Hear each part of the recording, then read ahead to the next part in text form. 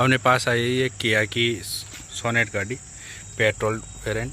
इसमें क्या है कि चाशनी डुल गई है रसगुल्ले की, तो इसको करेंगे अपन वाश। तो अभी ये सीटें खोल रहे हैं, हमें वो सीट खोलने वाले हैं। इसके बाद में टोटल सीटें खोल के पूरी फ्लोर खोलेंगे। उसके बाद में जो चाशनी हो गई इसमें पीछे वाली तो साफ़ कर दी मैंने, अब करूँगा मैं इसको पूरी क्लीन। सीटें वीटें हटा ली हमने। अब इसके बाद में फ्लोरिंग में हटाएँगे दोनों तरफ की सीट हटा वाली। ये इसकी फ्लोरिंग खोलेंगे अपन। सीट वीट तो निकाल दिए, बीच का ये ऐसे वेंट वाला जो पूरा पोर्शन था ये निकाल लिया है अपन ने। और लाइटिंग के लिए यूज कर रखे अपन ने।